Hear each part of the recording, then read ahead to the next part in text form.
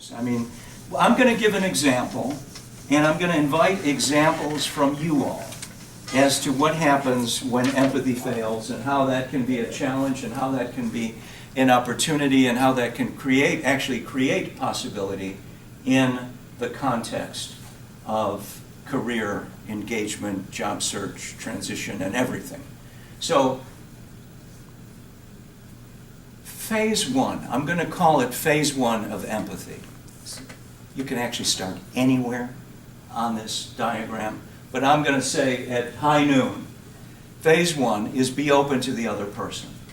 So if the other person is anxious, I'm going to get a vicarious experience of anxiety. Key term, vicarious experience. That's what I get when I go to the movies. That's what I get when I go to the theater. That's what I get when I'm like a kid playing Superman, right? Am I really flying? Well, I might jump off the couch, but then, my parents will be picking me up and taking me to the dentist, right, shortly thereafter or something. But I had a vicarious experience for a few minutes. So I have a vicarious experience in this instance of anxiety. Happiness, sadness, empathy is across all of the emotions. I was wondering if, when I elicited your feedback on what y'all thought empathy was, I was expecting somebody to say compassion or altruism or give an example of being very helpful. And if I've done some research. If you go and interview the person on the street, that is often what the answer will be. They'll give an example of compassion or helping.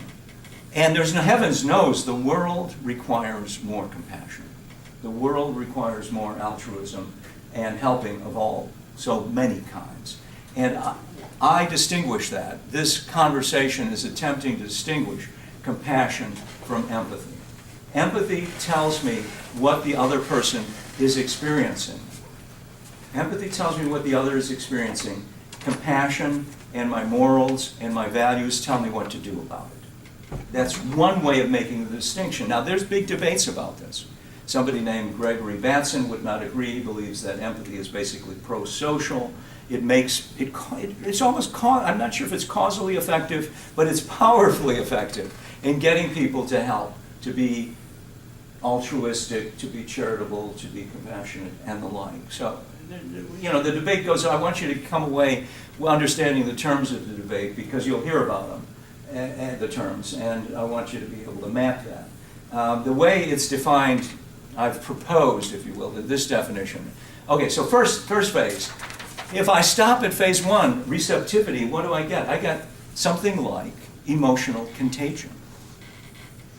I get something like crowd behavior, panic in a crowd, or enthusiasm at a Cubs game, right? I'm there, I'm swept up. I've come into a room where there's a nice party going on. I'm happy. I'm almost happy. We'll have to fight it not to be. There are people who actually practice fighting that. And we have names for them, but we're not into labels, so we're not going to go there, right? Come into spend some time with somebody for good reasons or not good reasons is really down in the dumps. And I'm going to be down in the dumps.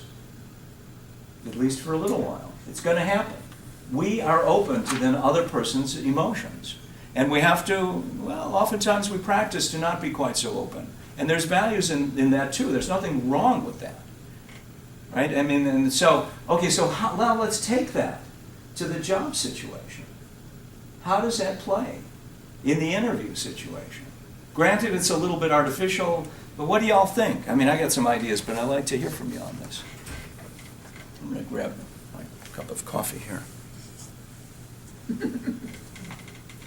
Well, if their voice is very humdrum, you might have that same tendency that instead of being upbeat and smile and stuff like that, they might suck that energy right out of you and you become... Isn't that interesting? So if the guy or the recruiter, so we're imagining hiring situations, right? If they're very monotonistic and kind of low energy, where's your energy going? It's going, that's if I may use the expression, that's the suck of the game. That could happen unless one were to intervene and be aware. And it may not be their fault. I mean, I don't know. This is not the finger pointing thing. No, we can it do could some be- of that later on, but It could be just that day. Yeah. Bad. And if that happens, and if you start to match them more like that, wouldn't that be a benefit in a job situation? Like, are we gonna get into that? Like, yeah, sure. like- Let's get into it. right? Because Yeah. probably you've read about neurolinguistic programming, those concepts. Yeah, and NLP. Right. We can go ahead. Right. So maybe you have a different opinion, but I was under the impression that when you start to, match the other type of person's tone and energy level or positioning, then you're better able to hear each other, to understand each other. Yeah. Yeah, but sometimes they play that game. They mirror. They will do that. So you see if they can mirror. But you could still mirror, but maybe still have a sunnier disposition, so that you're keeping it just a little bit more positive, because you need to keep that energy. And they might be testing For an you. interview, yeah. Well, Or they could be legitimately having a bad day. Right. And if you And- mirror them, you come across as an angry jerk when they were just. Right. There's certainly Yeah. got to be a limit. But if Yeah. they're having a bad day and you just lifted them, you also lifted you. Because when you walk away, I was having a shitty day, but I spent time with so-and-so, and I don't know where that bad day came from, but now the sun is shining and I'm feeling better. To me, I think that everybody you should meet, you should leave something good with, some kind of good impression. Well, I like this. I mean, I think this is, I'm hoping that this conversation gets picked up. I'm not going to repeat it all. And I wouldn't disagree with what you're saying. I mean, that there is a resonance. That's the resonance aspect, that, if you will, the NLP neurolinguistic approach. That's maybe unfolding. That may be happening. I think the guidance is be aware and let's think about different ways. There's so many ways things can go wrong. Let's try to influence how it can work to my advantage, your advantage in actually getting hired. I mean, I don't want to, right, I mean, there's a lot of things I don't want to do in that position. I want to be aware, and I want to be, here's, one word, how do I want to be? Arguably, I want to be empathic. I want to be human. I don't want to be smarter or dumber or better or worse. I want to, if it's bad enough, one may actually call it out. Maybe the guy just arrived on a red eye from Singapore. That's been known to happen. Now, that's, why is he doing interviews? But that's another problem, right? I mean, maybe it's the one shot you got. And so, what I was going to suggest is it may be an opportunity, if you know this, it may be an opportunity to influence the conversation in a direction of hiring me, in this case, or you, in this case, right? That's the takeaway. Now, what that looks like is, we'd have to specify about 100 variables and parameters. And be charitable. One wants to give the other the benefit of the doubt. Oftentimes, and so we're going to do an exercise where we're perhaps a little less charitable and see how that can make a difference too in certain ways. Nevertheless, I don't know. I think have I addressed the issue at least around NLP, and I naturally pick it up. I'm not saying don't.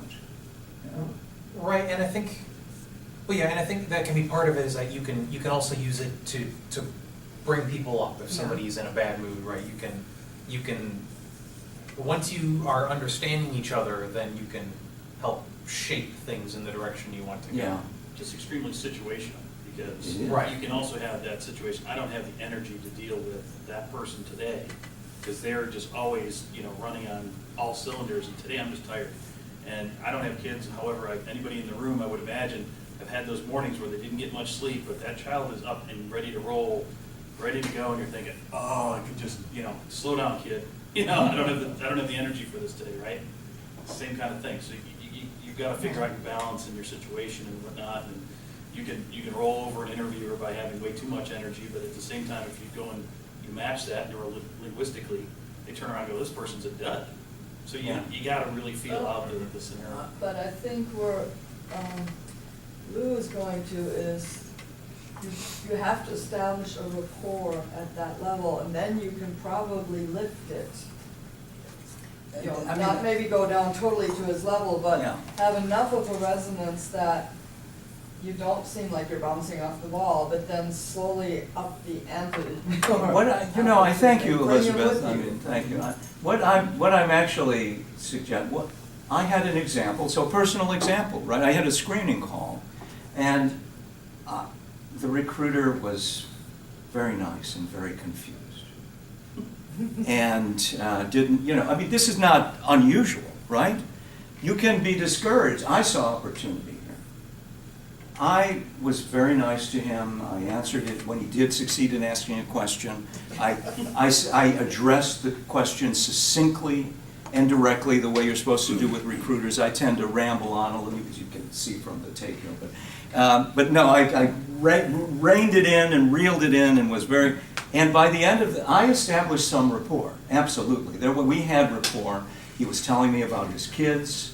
He's got 3. We're not going to put this on the tape. It's a matter of it'd be 2. But anyway, one's are kind of almost a grown up, and the other of tender age, and we didn't spend too much time on that. But we got there, which I took as a sign that something was going right. By the end of which he said he was going to forward the credentials, and he sent me the form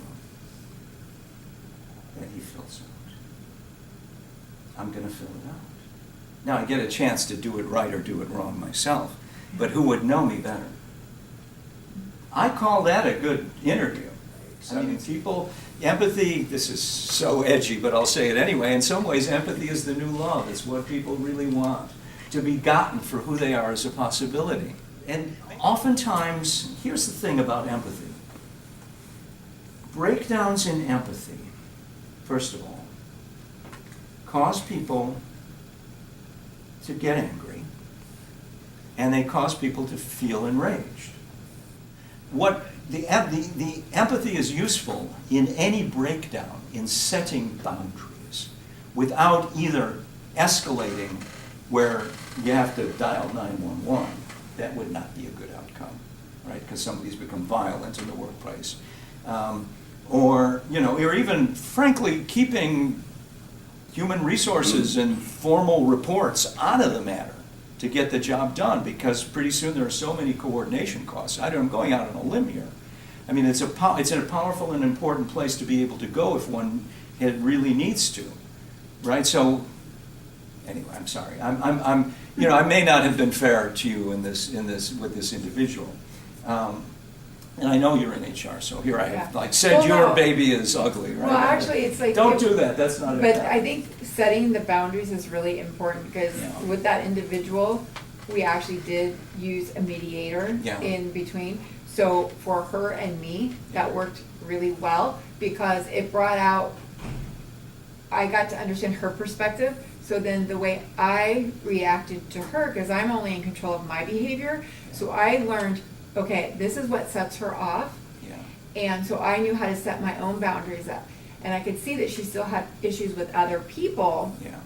And I would actually pull her aside after an incident, and I would kind of explain to her more of the emotional part of it, of the other person, because I felt she really lacked empathy.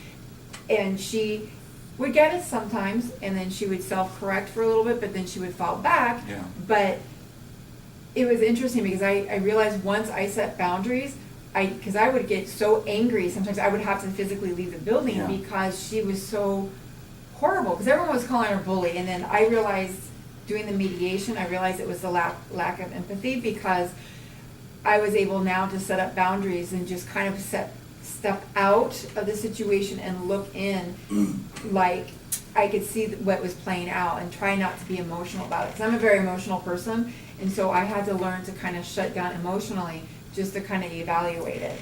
But she ended up being let go after a long period of time with them working with her, which was unfortunate. But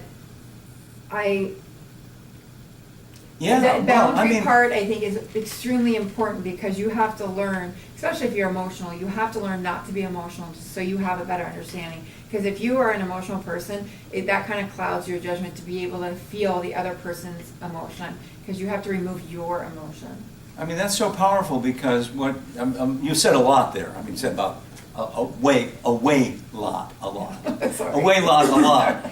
And basically I have to take responsibility for my reaction and interrupt it. And a good day, now easier said than done, this belongs in the easier said than done file.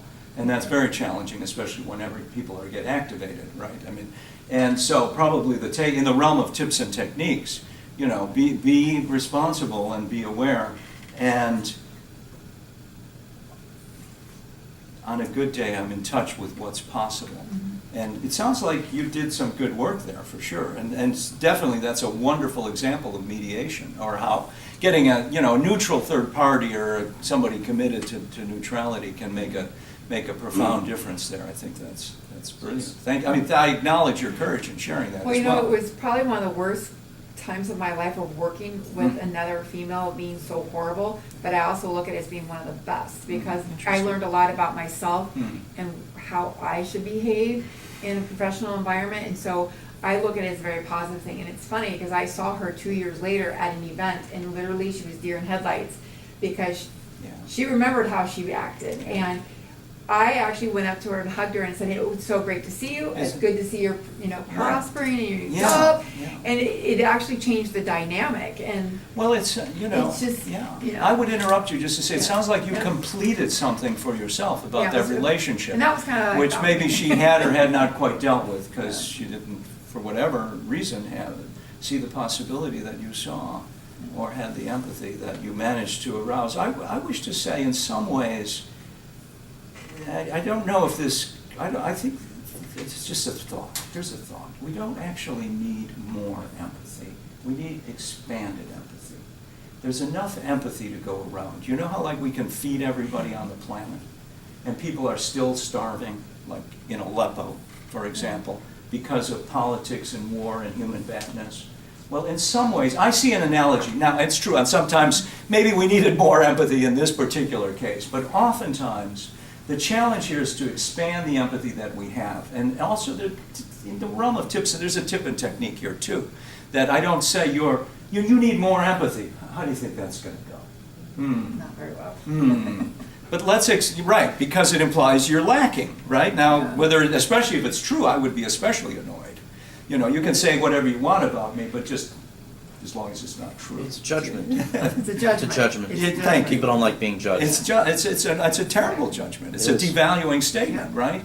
And nevertheless, but if I say, well, maybe we need expanded empathy here, that is inclusive.